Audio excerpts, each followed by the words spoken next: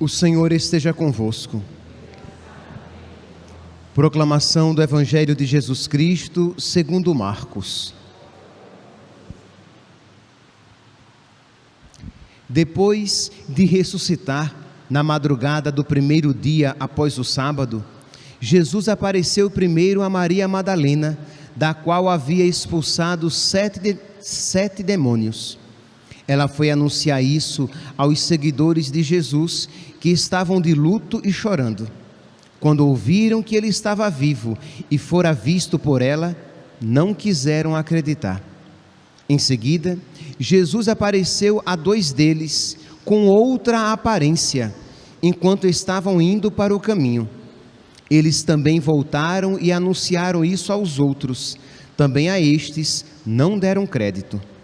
Por fim, Jesus apareceu aos 11 discípulos enquanto estavam comendo, repreendeu-os por causa da falta de fé e pela dureza de coração, porque não tinham acreditado naqueles que o tinham visto ressuscitado.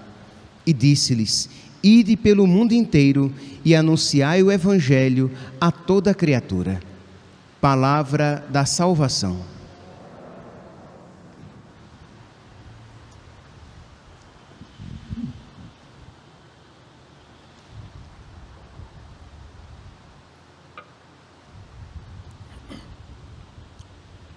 Caríssimos irmãos e irmãs, estamos neste último dia, ou melhor, o último dia será amanhã, mas estamos no sábado da 8ª de Páscoa, e o Evangelho de hoje é como que uma compilação das aparições de Nosso Senhor Jesus Cristo ressuscitado, falando das aparições que aconteceram anteriormente.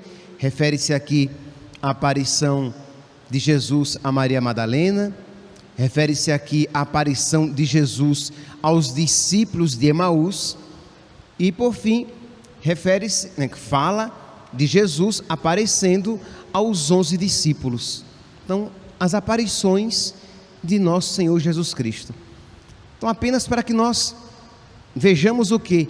Que os apóstolos, eles não eram pessoas crédulas no sentido negativo da palavra, isto é, que eles acreditavam em qualquer coisa.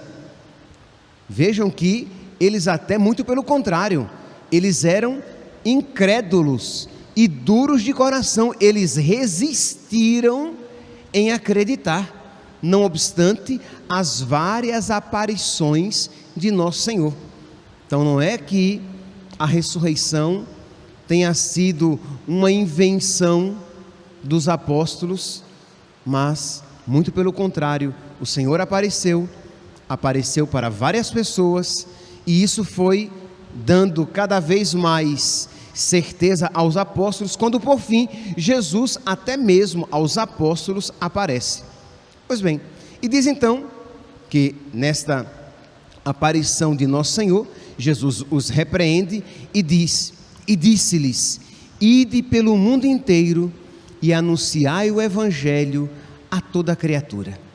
Então existe, meus santos, um mandato de Nosso Senhor para todos nós, que nós devemos propagar a nossa fé, a fé católica, a fé em Jesus Cristo ressuscitado e a fé em tudo aquilo mais que disso advém, né? Então nós precisamos, nós como católicos, aqueles que precisam se confessar, aqui do meu lado esquerdo tem uma fila, então podem se dirigir para o canto da porta e perguntar quem é o último da fila para se confessar. Pois bem, então nós temos este mandato de propagar a fé, e nós precisamos de uma santa coragem que nos tire do nosso comodismo. Por quê? Porque, meus santos, infelizmente, nós somos pecadores e preguiçosos. Então a nossa tendência é, no máximo, crer e guardar para si a fé, enquanto Nosso Senhor diz: ide pelo mundo, isto é, nós precisamos evangelizar, nós precisamos falar de Jesus, e da igreja de Jesus, nós precisamos falar da doutrina de Jesus, dos ensinamentos de Jesus para os nossos amigos, para aqueles com quem nós convivemos, para os nossos vizinhos. É a boa nova e nós não podemos guardá-la para nós. Na primeira leitura de hoje, que é uma continuação imediata da primeira leitura de ontem, diz aqui que Pedro e João foram presos, porque eles tinham curado aquele mendigo que ficava à porta formosa do templo. E diz aqui que, versículo, Atos dos Apóstolos, capítulo 4, versículo 13: os chefes dos sacerdotes, os anciãos e os escribas ficaram admirados, vendo a segurança com que Pedro e João falavam, e reconheceram que eles eram discípulos de Jesus, e no entanto viam de pé junto a eles o homem que tinha sido curado, e eles não estavam dispostos a aceitar. Pedro e João foram presos, eles tentaram dissuadir os apóstolos de pregar o nome de Jesus. Disseram que se eles pregassem o nome de Jesus, eles seriam presos e eles iriam sofrer. Vocês podem imaginar, ora, eles tinham acabado de ver o que tinha acontecido com nosso Senhor, o horror que havia acontecido a nosso Senhor. E no entanto, a atitude dos apóstolos agora, vamos aqui fixar os olhos apenas em Pedro. A atitude de Pedro é de coragem.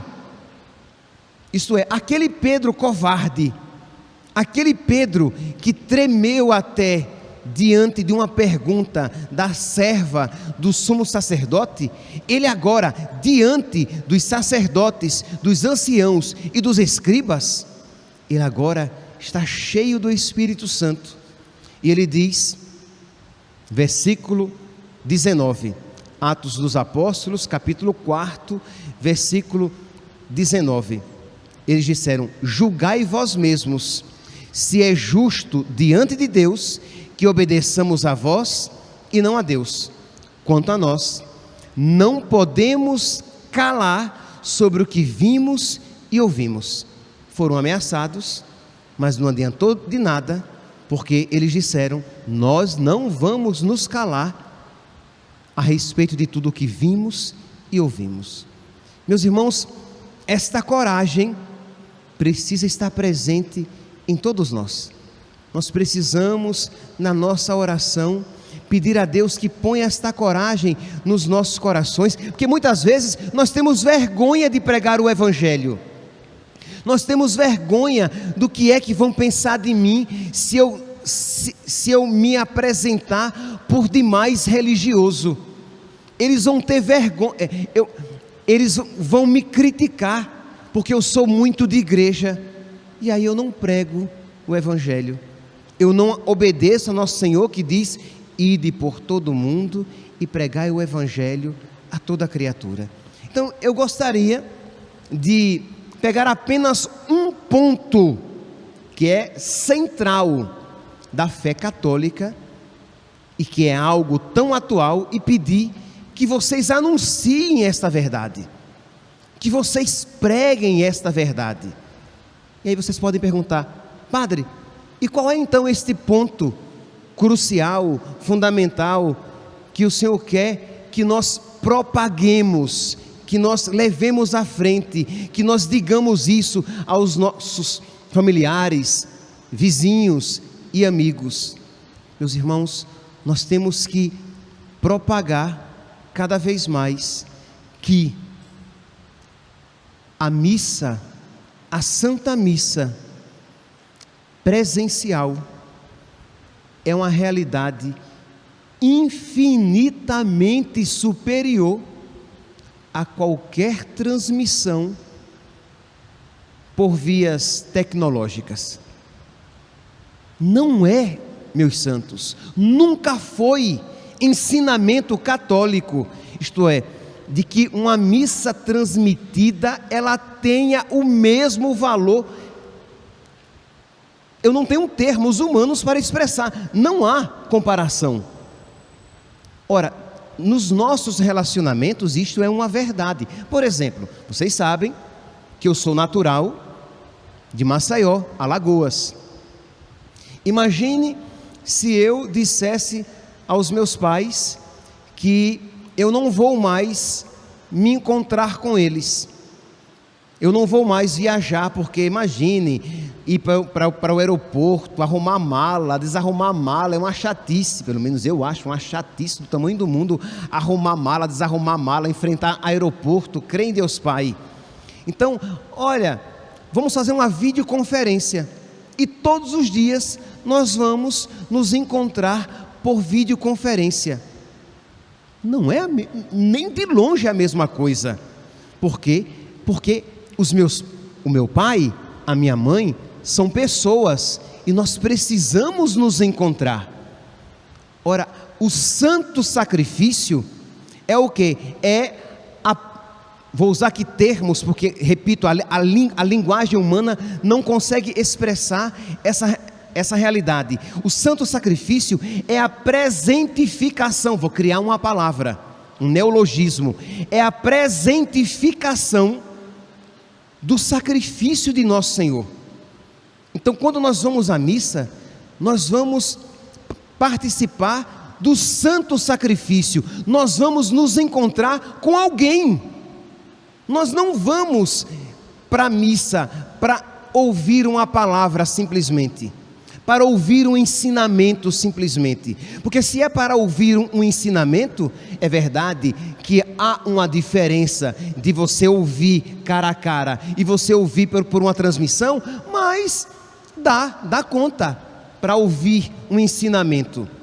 Mas eu vou para me encontrar com uma pessoa viva, uma pessoa real. Não é coisa imaginar, esta é a fé católica. Nós vamos nos encontrar com Jesus na Eucaristia, físico, real, palpável, de modo que não é a mesma coisa. Mas padre, você pode dizer, o senhor dizendo isso, aqueles que acompanham pelas redes sociais, o senhor aumenta a nossa tristeza, porque eu estou vendo que o que eu estou recebendo é infinitamente menos do que aquilo que eu poderia receber presencialmente. E eu respondo, meu santinho, minha santinha, mas esta é a verdade católica. Eu não posso consolar você com uma mentira. Eu não posso, para consolar as pessoas que infelizmente não estão tendo missa, eu não posso, para consolá-las, mentir e dizer, não é a mesma coisa, que seria equivalente a um doente que procura um médico, e o médico, para consolar aquele paciente, diz, não, você está bem, quando na verdade, ele está mal. Então, esta é a fé católica, de modo que, se você tem a possibilidade de ir à missa, não fique em casa, pelo amor de Deus. Vá para a igreja, vá para a missa, com todas as medidas de segurança que nós precisamos ter. Mas o que é que está acontecendo? Pessoas que poderiam ir à missa e não estão indo. Eu conversava com uma pessoa,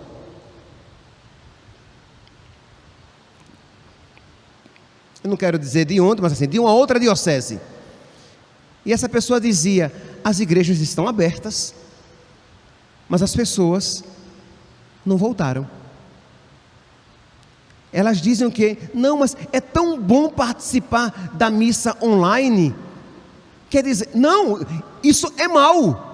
Esse seu sentimento é mau, porque você já se acostumou então com isso. De modo que, quando, por exemplo, a pandemia passar, muitos vão continuar participando online. Não, isso é mau. Se existe a possibilidade de você ir à igreja, vá à igreja, porque não é a mesma coisa. Mas padre, Mas e as pessoas que antigamente participavam, as pessoas idosas, doentes? Sim, porque eram doentes. Então é claro, se elas não tinham condições, Deus completa. Deus é misericordioso para completar aquilo que, devido a uma fragilidade particular de uma pessoa, ela não pode. Mas se você prefere participar em casa, porque é mais cômodo, porque você está no seu sofá, porque você está na sua casa, porque você não precisa nem se arrumar, você percebe que não é mais um ambiente sagrado, é um ambiente cotidiano, é um ambiente vulgar até, isto é, do meu dia a dia. Então nós precisamos voltar para a nossa realidade. E aqui, percebe, eu não estou me referindo ainda às pessoas que necessitam de comungar. Eu estou falando simplesmente do vir à missa. Então imagine, uma pessoa que diz assim: mas eu não vou comungar. Então é a mesma coisa de eu participar da missa em casa e de eu participar da missa na igreja? Não, não é a mesma coisa. Mesmo para você que não vai comungar, porque você que vai à igreja e está ali numa proximidade física do santo sacrifício, você está perto de uma pessoa. Eu não estou perto do Silvio Santos quando eu assisto a um programa do Silvio Santos. Eu não estou perto do padre Marcelo Rossi quando ele está em um programa. Mas quando eu estou na igreja, eu estou perto de Jesus sacramentado. E se Jesus não quisesse que nós fôssemos próximos a Ele, Ele não teria instituído o Santíssimo Sacramento. Se só fosse suficiente simplesmente a presença espiritual dele, Ele não teria instituído o Santíssimo Sacramento. Então aqui eu estou falando, até agora, para as pessoas que vêm à missa, mesmo para aquelas que não vão comungar. Não façam isso, porque isso vai destruindo a sua fé e a fé de outras pessoas.